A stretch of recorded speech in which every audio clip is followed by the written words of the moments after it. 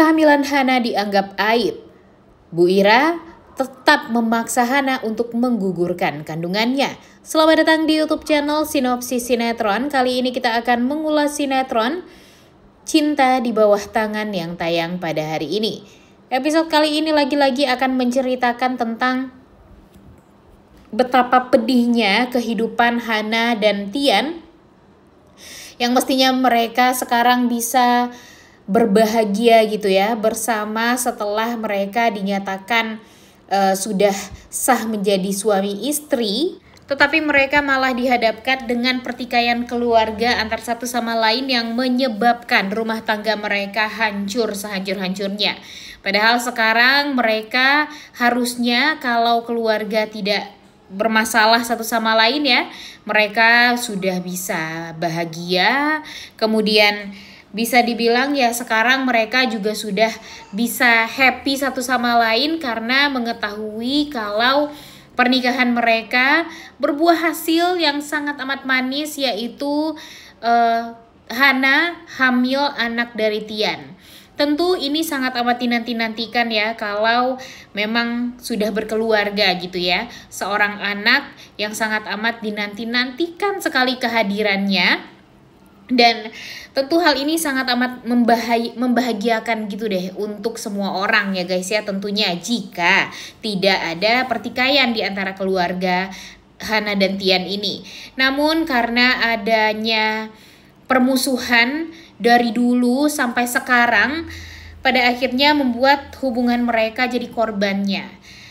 Kebayang ya guys ya gimana perihnya nih kita melihat Hana diceraikan dan ditalak oleh Tian di hadapan makam Pak Hardi, yang mana sebenarnya itu bukanlah keinginan dari mereka, tapi gara-gara keluarga yang berselisih paham gitu ya satu sama lain. Sebenarnya bukan berselisih paham ya guys ya, memang dari keluarga mereka aja yang berusaha sekali untuk ya bisa dibilang ingin menghancurkan satu sama lain lah gitu. Padahal sebenarnya jika Pak Yuda dan Pak Hardi itu sama-sama dewasa gitu ya menghadapi semuanya, pasti tidak akan ada yang namanya kesalahpahaman gitu ya. Apalagi berakhir dengan kematian dari Pak Hardi. Ini tuh benar-benar sebenarnya ini sih gongnya ya guys ya, yang membuat ya gimana mau dipertahanin nih rumah tangganya kalau Pak Hardi aja tuh dibikin meninggal dunia gitu. Ya semakin tinggilah sakit hati yang dirasakan oleh keluarganya Pak Hardi terhadap keluarganya Pak Yuda. Makanya sulit sekali untuk bisa dipertahankan nih rumah tangganya Tian dan Hana ini. Sampai-sampai nih guys, kita kan tahu ya kalau Hana ini dalam keadaan yang hamil nih sekarang. Hamil anaknya Tian ya, anaknya siapa lagi ya? Toh mereka waktu itu memang sudah pernah berhubungan juga sebagai suami istri gitu di pedalaman kampung waktu itu ya, di sebuah desa di pedalaman waktu itu. Dan ya ternyata satu kali pun mereka berbuat ya ternyata menghasilkan anak yang bakalan lahir dari rahimnya Hana. Tentu hal ini sangat amat dinanti-nantikan jika mereka tidak berantem, jika mereka tidak berselisih paham, dan jika mereka tidak berpisah. Tapi sekarang sayang beribu sayang, Hana harus merahasiakan kehamilannya kepada Tian juga. Ya walaupun memang Ibu Ira sangat amat membenci kehamilan Hana ini. Karena apa ya, jika dia melihat Hana hamil dan nanti jika dia melihat Hana ini melahirkan gitu ya guys ya, nah dia sudah pasti sangat amat membenci anak tersebut. Karena apa? Anak itu adalah keturunan dari Yuda dan harus dibesarkan oleh Hana. Dan makanya sekarang Ibu Ira ini memaksa Hana sekali untuk bisa menggugurkan kandungannya, karena ya dia nggak sudi sekali untuk melihat Hana anaknya membesarkan anak keturunan dari Yuda. Padahal kalau dipikir-pikir kan itu juga keturunan dari Pak Hardi juga ya guys ya.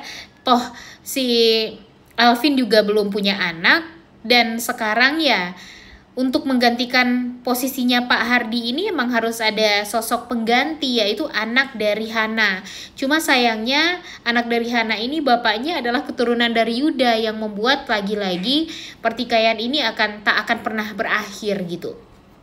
Apalagi nih, nanti kalau Pak Yuda tahu Hana ini hamil anaknya Tian, wah bisa-bisa aja Pak Yuda ini akan merampas atau mengambil anak tersebut secara paksa, karena ya dia berpikir kalau itu yang berhak untuk membesarkan anak itu tuh ya si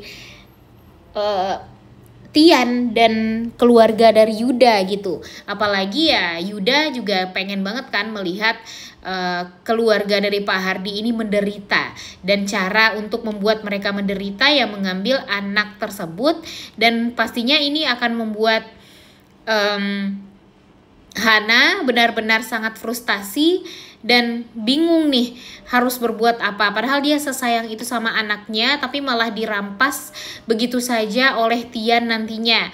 Dan Misa pun juga akan membantu Yuda untuk membuat Hana menderita, karena Misa gak mau suaminya diambil sama Hana lagi.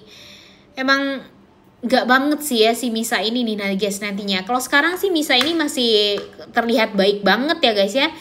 Tapi setelah nanti kita mengetahui kalau dia ternyata cinta sama Tian dan merasa sangat ingin bersama dengan Tian terus-terusan, nah itu tuh di saat itulah kita bakalan membenci yang namanya si Misa-Misa ini nih guys. Makanya Mimin sangat amat berharap sekali kalau nanti Misa bisa bersatulah dengan Vano. Karena apa? Ya karena yang kita harapkan ya cuma satu, Vano bisa kembali dengan Misa, bisa membesarkan anak mereka, dimana kan Misa ini pernah hamil anaknya Vano juga dan sudah melahirkan anaknya Vano. Dan ya itulah momen dimana pada akhirnya si Tian bisa kembali dengan Hana, karena ya buat apa Tian mempertahankan rumah tangganya dengan Misa, toh Misa juga sudah mempunyai anak dan sudah jelas-jelas anaknya itu juga bukan anaknya Tian.